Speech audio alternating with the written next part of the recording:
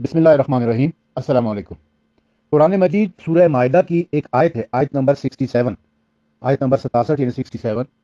یا ایھا الرسول بلغ، اے میرے رسول اعلان کر دو۔ یہ آیت بڑی معنی خیز آیت ہے۔ کس چیز کے اعلان کے لیے کہا گیا ہے یہ ہم بعد میں ڈسکس کریں گے، لیکن پہلے اس آیت کا ذرا تیور دیکھیں۔ اس آیت کا ترجمہ میں مختلف علماء اہل سنت سے آپ کی خدمت میں پیش کرتا ہوں، اور پھر آیت کا تیور دیکھیں کہ اللہ تعالیٰ کیا کہنا چاہ رہا ہے۔ سب سے پہلے جو ترجمہ میں آپ کی خدمت میں پیش کر رہا ہوں وہ ہے مولانا شاہ رفیع الدین محدث دہلوی کا۔ مولانا شاہ رفیع الدین محدث دہلوی کا ترجمہ، جو اردو زبان کا قرآن مجید کا سب سے پہلا ترجمہ ہے۔ سورہ مائدہ کی آیت نمبر 67 کا ترجمہ ہے، اے رسول پہنچا دے جو کچھ کے اتارا گیا ہے طرف تیری، پروردگار تیرے سے، اور اگر نہ کرے تو پس نہ پہنچایا تو نے پیغام اس کا، اور اللہ بچاوے گا تجھ کو لوگوں سے، تحقیق اللہ نہایت ہدایت کرتا ہے، اللہ نہیں ہدایت کرتا ہے قوم کافروں کو۔ دوسرا ترجمہ مولانا ابوالکلام آزاد، یہ چونکہ دو ترجمے جو تھے پاکستان بننے سے پہلے کے تھے۔ مولانا ابوالکلام آزاد اسی آیت کے ترجمے میں لکھ رہے ہیں، اے پیغمبر تمہارے پروردگار کی طرف سے تم پر جو کچھ نازل ہوا ہے اسے خدا کے بندوں تک، یہ بریکٹ میں لکھا ہے اس نے، پہنچا دو، اور دشمنوں کی مخالفت کی کچھ پرواہ نہ کرو، یہ بھی بریکٹ میں لکھا ہے۔ اگر تم نے ایسا نہ کیا تو پھر خدا کا پیغام نہیں پہنچایا، یعنی فرض رسالت ادا کرنے میں کوتاہی کی، یہ بھی بریکٹ میں لکھا ہے۔ اور اللہ تمہیں انسانوں کے شر سے محفوظ رکھے گا، اور اس گروہ پر کامیابی کی راہ نہیں کھولتا جس نے کفر کی راہ اختیار کی ہے۔ میں یہ ترجمہ دوبارہ آپ کے لیے پڑھتا ہوں، اے پیغمبر صلی اللہ علیہ وسلم تمہارے پروردگار کی طرف سے تم پر جو کچھ نازل ہوا ہے اسے خدا کے بندوں تک پہنچا دو، اور دشمنوں کی مخالفت کی کچھ پرواہ نہ کرو۔ اگر تم نے ایسا نہ کیا تو پھر خدا کا پیغام نہیں پہنچایا، یعنی فرض رسالت ادا کرنے میں کوتاہی کی ہے، اور اللہ تمہیں انسانوں کے شر سے محفوظ رکھے گا۔ وہ اس گروہ پر کامیابی کی راہ نہیں کھولتا جس نے کفر کی راہ اختیار کی ہے۔ دیکھ رہے ہیں جی کہ اللہ تعالیٰ کا کوئی پیغام ہے جو اس کے بندوں تک پہنچانا ہے، اور اگر یہ پیغام نہیں پہنچایا تو گویا کہ رسالت کا کوئی کام ہی نہیں کیا، اور اللہ آپ صلی اللہ علیہ وسلم کو انسانوں کے شر سے محفوظ رکھے گا۔ یہ نہیں کہا کہ کافروں کے شر سے محفوظ رکھے گا، انسانوں کے شر سے محفوظ رکھے گا۔ اب انسانوں میں تو مسلمان بھی شامل ہیں، کافر بھی شامل ہیں، عیسائی بھی شامل ہیں، یہودی بھی شامل ہیں، تو سب کے شر سے محفوظ رکھے گا۔ مطلب یہ کہ مسلمانوں سے بھی شر کا خوف ہے، اور اللہ کافروں کے گروہ کی سرپرستی نہیں کرتا، حمایت نہیں کرتا، یعنی جو اس پیغام کے خلاف ہوگا وہ کافروں میں شمار ہوگا۔ اب آ جاتے ہیں جی مولانا اشرف علی تھانوی کا ترجمہ، جو دیوبندی مسلک سے تعلق کرتے ہیں۔ وہ لکھتے ہیں، اے رسول جو کچھ آپ کے رب کی جانب سے آپ پر نازل کیا گیا ہے آپ سب پہنچا دیجیے۔ اگر آپ ایسا نہ کریں گے تو آپ نے اللہ تعالیٰ کا ایک پیغام بھی نہیں پہنچایا، اور اللہ تعالیٰ آپ کو لوگوں سے محفوظ رکھے گا۔ یقیناً اللہ تعالیٰ ان کافر لوگوں کی راہ نہیں دیں گے۔ اب آ جاتے ہیں ایک اور دیوبندی ترجمہ جو کہ شیخ الہند مولانا محمود الحسن کا ہے، اور یہ سعودی عرب سے شائع ہوا ہے۔ اس میں لکھتے ہیں کہ اے رسول پہنچا دے جو تجھ پر اترا تیرے رب کی طرف سے، اور اگر ایسا نہ کیا تو نے کچھ نہ پہنچایا اس کا پیغام، اور اللہ تجھ کو بچا لے گا لوگوں سے، بے شک اللہ راستہ نہیں دکھلاتا قوم کفار کو۔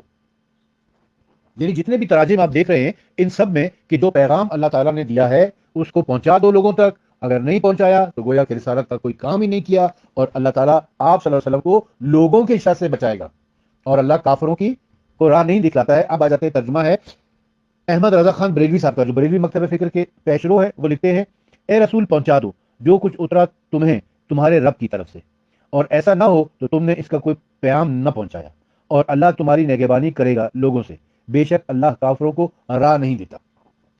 یہ احمد رضا خان بریلوی کا ترجمہ تھا۔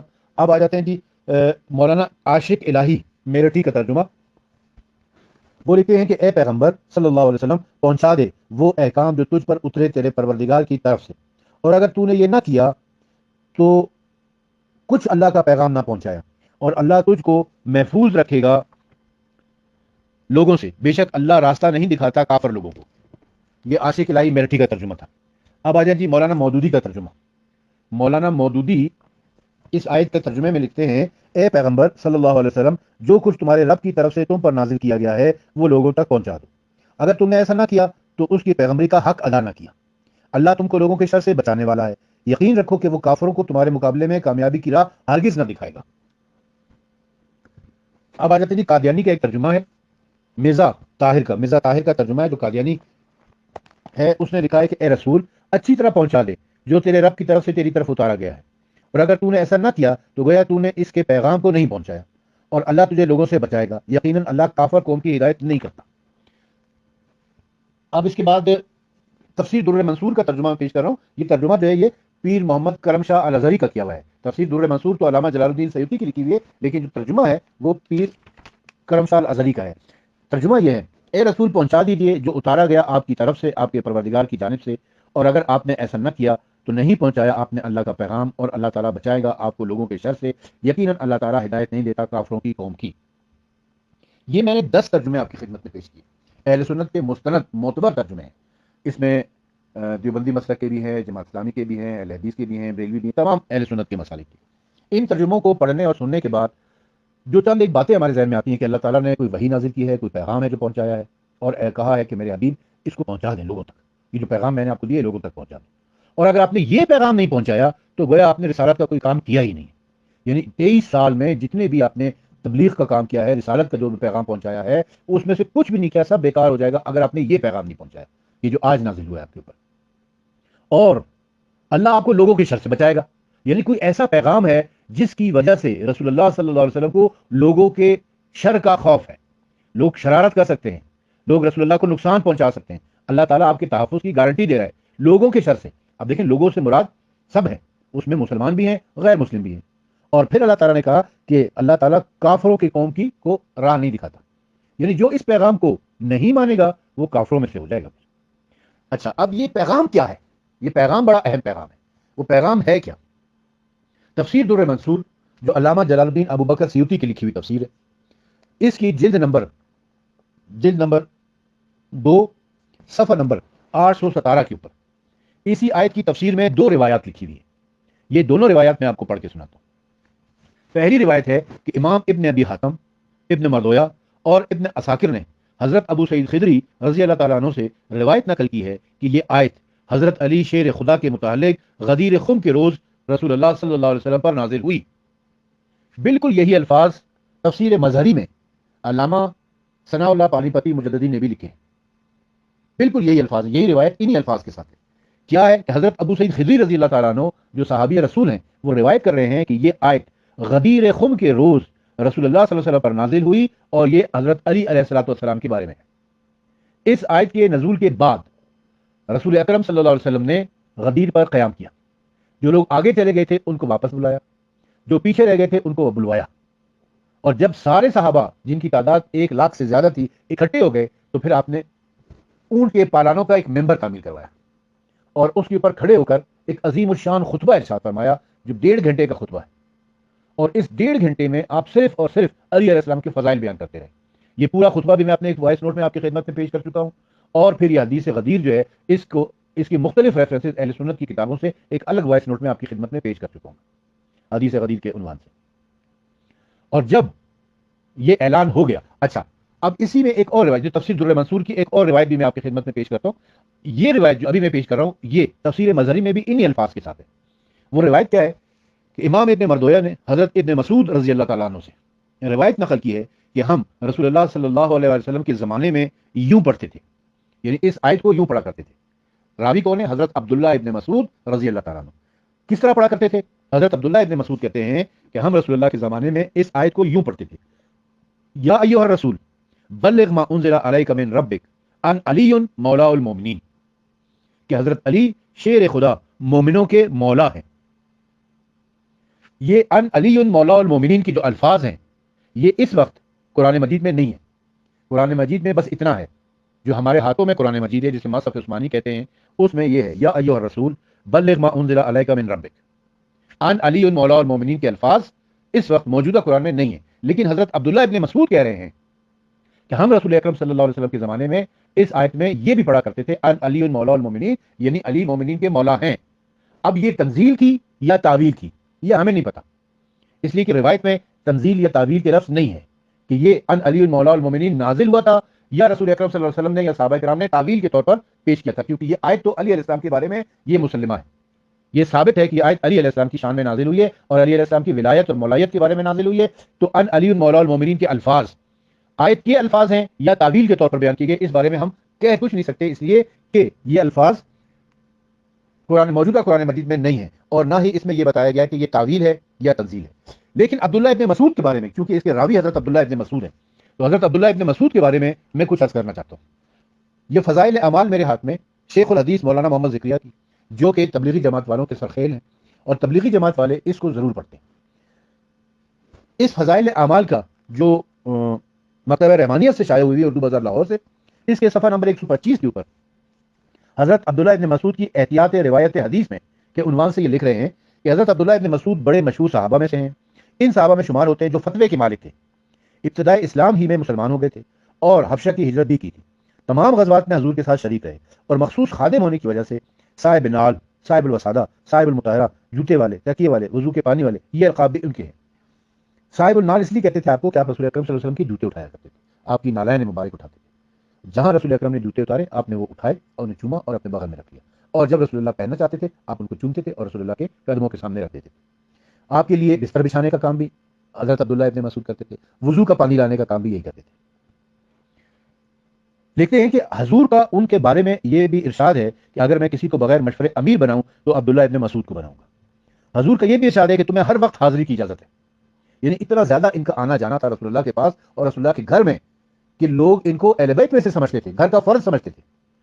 مزید لکھتے ہیں کہ حضور صلی اللہ علیہ وآلہ وسلم کا یہ بھی ارشاد ہے کہ جس شخص کو قرآن شریف بالکل ایسی ہی طرح پڑھنا ہو جس طریقے سے اترا ہے تو عبداللہ ابن مسعود کے طریق کے موافق پڑھے۔ حضور کا یہ بھی ارشاد ہے کہ ابن مسعود جو حدیث تم سے بیان کرے اس کو سچ سمجھو۔ یہ دو باتیں جو حضور اقدس صلی اللہ علیہ وسلم نے حضرت عبداللہ ابن مسعود کے بارے میں کہی ہیں بڑی غور طلب ہے کہ جس طریقے سے عبداللہ ابن مسعود قرآن پڑھتا ہے وہ وہی طریقہ ہے جس طریقے سے قرآن نازل ہوا تھا۔ جو عبداللہ ابن مسعود حدیث بیان کر دے اس حدیث کو سچ سمجھو کہ وہ کبھی جھوٹ نہیں بولتا۔ اب عبداللہ ابن مسعود کہہ رہے ہیں کہ ہم اس آیت کو رسول اکرم کے زمانے میں اس طرح پڑھا کرتے تھے کہ یا ایھا الرسول بلغ ما انزل الیک من ربک ان علی مولا المؤمنین، کہ علی مومنین کے مولا ہیں، ہم اس طرح پڑھتے تھے۔ اور رسول اللہ کہہ رہے ہیں کہ جس طریقے سے جس طریقے سے عبداللہ ابن مسعود قرآن کو پڑھے اسی کو سچ سمجھو، کیونکہ قرآن عبداللہ ابن مسعود اسی طرح قرآن پڑھتا ہے جس طریقے سے وہ نازل ہوا۔ تو اس کا مطلب یہ ہوا کہ ان علی مولا المؤمنین کے الفاظ نازل ہوئے ہیں قرآن میں، اور یہ جو حدیث بیان کرے اس کو سچ سمجھو۔ تو اب جو حدیث بیان کی گئی ہے حضرت عبداللہ ابن مسعود نے وہ یہی ہے کہ رسول اکرم کے علی علیہ السلام کے بارے میں یہ آیت نازل ہوئی کہ علی علیہ السلام مومنین کے مولا ہیں۔ اچھا، اس آیت کے نزول کے بعد علامہ قرطبی نے، علامہ امام ابو عبداللہ محمد بن احمد بن ابو بکر قرطبی، جو ان کی تفسیر ہے تفسیر قرطبی کے نام سے، جلد نمبر 9 ضیاء القرآن پبلیکیشن سے شائع ہوئی ہے، جلد نمبر 9 صفحہ نمبر 558 کے اوپر ایک روایت انہوں نے لکھی ہے۔ وہ روایت یہ ہے کہ کہتے ہیں کہ یہ سورہ معارج کی آیت نمبر 1 اور 2 کے بارے میں، آیت نمبر 1 اور آیت نمبر 2 کی تفسیر کر رہے ہیں۔ آیت نمبر 1 اور 2 ہے کیا؟ مطالبہ کیا ایک سائل نے ایسے عذاب کا جو کہ ہو کر رہے، کفار کے لیے اسے کوئی ٹالنے والا نہیں ہے۔ کفار کے لیے مطالبہ کیا ایک سائل نے، ایک سوال کرنے والے نے، عذاب کا جو ہو کر رہے، اور کفار کے لیے اسے کوئی ٹالنے والا نہیں، یعنی وہ سائل کافر تھا کہ کفار سے اس کو کوئی ٹال نہیں سکتا ہے۔ اب وہ سائل کون تھا اور سوال کیا کیا تھا، یہ ذرا غور سے سننا ہے آپ نے۔ لکھتے ہیں کہ یہاں سائل حارث بن نعمان فہری تھا۔ اس کی وجہ یہ بنی کہ جب اسے نبی کریم صلی اللہ علیہ وسلم کا حضرت علی شیر خدا کے بارے میں یہ فرمان پہنچا کہ من کنت مولا فعلی مولا، وہ اپنی اونٹنی پر سوار ہوا اور آیا یہاں تک کہ اس نے اپنی سواری ابطا میں بٹھائی، پھر کہا اے محمد صلی اللہ علیہ وسلم، تو نے ہمیں اللہ تعالیٰ کے بارے میں حکم دیا کہ ہم لا الہ الا اللہ کی و انک رسول اللہ کی گواہی دیں، تو ہم نے وہ بات آپ صلی اللہ علیہ وسلم سے قبول کی۔ ہم 5 نمازیں پڑھیں تو ہم نے آپ سے وہ بات بھی قبول کی۔ ہم اپنے اموال کی زکات دیں تو ہم نے وہ بات بھی آپ سے قبول کی۔ ہر سال ماہ رمضان شریف کے روزے رکھیں تو ہم نے وہ بات بھی آپ سے قبول کی۔ ہم حج کریں تو ہم نے وہ بات بھی آپ سے قبول کی۔ پھر آپ اس بات پر بھی راضی نہ ہوئے یہاں تک کہ آپ نے اپنے چچا زاد کو ہم پر فضیلت دی۔ کیا یہ ایسی بات ہے جو آپ نے اپنی جانب سے کی ہے یا اللہ تعالیٰ کی جانب سے ہے؟ نبی کریم نے ارشاد فرمایا، اس ذات کی قسم جس کے سوا کوئی معبود نہیں ہے، یہ اللہ تعالیٰ کی جانب سے ہے۔ حارث مڑا، وہ کہہ رہا تھا کہ اے اللہ، وہ حق ہے جو محمد صلی اللہ علیہ وسلم کہتے ہیں تو ہم پر آسمان سے پتھر برسا یا کوئی اور دردناک عذاب لیا۔ اللہ کی قسم وہ اپنی اونٹنی تک نہیں پہنچا تھا کہ اللہ تعالیٰ نے اسے ایک پتھر مارا جو اس کے دماغ کو لگا تو وہ اس کے دبر سے نکل گیا تو اسے قتل کر دیا۔ تو یہ آیت نازل ہوئی سال سائل بعذاب واقع، یعنی اس آیت کی تفسیر میں یہ لکھا ہے علامہ قرطبی نے کہ یہ سائل جو تھا، یہ سوال کرنے والا، عذاب کا مطالبہ کرنے والا، یہ حارث بن نعمان فہری تھا۔ جب غدیر کے موقع پر رسول اکرم صلی اللہ علیہ وسلم نے علی کی ولایت کا اعلان کر دیا علی کو مومنین کا مولا بنا دیا، من کنت مولا فعلی مولا کا اعلان کر دیا، تو پھر یہ حارث بن نعمان فہری آیا، اس نے اپنا اونٹ بٹھایا اور بڑے گستاخانہ انداز میں رسول خدا سے مخاطب ہو کر کہا کہ یہ جو اعلان آپ نے علی کی ولایت کا اور علی کی مولایت کا کیا ہے، یہ اپنی طرف سے کیا ہے یا اللہ کی طرف سے کیا ہے؟ تو رسول اللہ نے فرمایا کہ میں نے اللہ کی طرف سے یہ اعلان کیا ہے۔ تب اس نے یہ دعا کی کہ اے اللہ، اگر یہ اعلان تیری طرف سے ہے تو مجھ پر کوئی پتھر برسا دے یا مجھے کوئی اور دردناک عذاب دے دے۔ اور ابھی وہ اپنی اونٹ تک پہنچا بھی نہیں تھا کہ اللہ تعالیٰ نے اس کے اوپر ایک پتھر برسایا، ایک پتھر نازل کیا جو اس کے سر سے لگا اور دوبر سے یعنی پخانے والی جگہ سے باہر نکل گیا اور وہ وہیں پر ہلاک ہو گیا۔ اور اس آیت میں اللہ تعالیٰ نے کیا فرمایا کہ کفار کے لیے اسے ٹالنے والا کوئی نہیں ہے، کفار کے لیے، یعنی جو ولایت علی کا منکر ہے وہ کافر ہے۔ وہ شخص مسلمان تھا، اس نے آ کے اقرار کیا کہ ہم نے لا الہ الا اللہ محمد رسول اللہ کا کلمہ پڑھا، نماز پڑھی، زکات دی، حج کیا، روزے رکھے، مگر ولایت علی کا انکار کیا، ولایت علی کا منکر ہوا، اللہ تعالیٰ نے اس کو قرآن میں کافر کہا، اس پر عذاب نازل کر دیا۔ اور جب یہ واقعہ بھی ہو گیا تو پھر اللہ تعالیٰ نے سورہ مائدہ کی آیت نمبر 3 نازل فرمائی، الیوم اکملت لکم دینکم، آج کے دن ہم نے دین کو مکمل کر دیا۔ علامہ جلال الدین ابو بکر سیوطی نے تفسیر در منصور میں اور علامہ عماد الدین ابن کثیر نے تفسیر ابن کثیر میں لکھا ہے کہ یہ آیت غدیر خم کے دن نازل ہوئی، جس دن حضور اکرم صلی اللہ علیہ وسلم نے حضرت علی کی نسبت فرمایا تھا کہ جس کا میں مولا ہوں اس کا علی مولا ہے۔ گویا ذی الحجہ کی 18ویں تاریخ ہوئی جبکہ آپ حجۃ الوداع سے واپس لوٹ رہے تھے۔ ذی الحجہ کی 18ویں تاریخ کو غدیر خم کے مقام پر حجۃ الوداع سے واپسی پر آپ صلی اللہ علیہ وسلم نے آپ صلی اللہ علیہ وسلم کے پر یہ آیت نازل ہوئی کہ جب آپ نے علی علیہ السلام کی ولایت کا اعلان کر دیا اور حارث بن نعمان فہری کے اوپر عذاب نازل ہو گیا، تو پھر یہ آیت نازل ہوئی کہ علی کی ولایت کے نازل ہونے کے بعد، علی کی ولایت کا اعلان ہونے کے بعد دین مکمل ہو گیا۔ اللہ تعالیٰ نے دین کو مکمل کر دیا ہے، اپنی نعمتوں کو آپ صلی اللہ علیہ وسلم کے اوپر تمام کر دیا ہے، یعنی ولایت علی بھی نعمت خدا بندی ہے، اور دین اسلام سے راضی ہو گیا ہے۔ دین اسلام سے اللہ تعالیٰ راضی کب ہوا؟ جب ولایت علی کا اعلان ہو گیا، اور جس نے ولایت علی کا انکار کیا گویا کہ اس نے کفر کیا ہے۔ تو یہ سورہ مائدہ کی آیت نمبر 67 اور سورہ مائدہ کی آیت نمبر 3 کا خلاصہ تھا جو میں نے آپ کی خدمت میں پیش کیا ہے، جو ولایت علی علیہ السلام کے حوالے سے تھا۔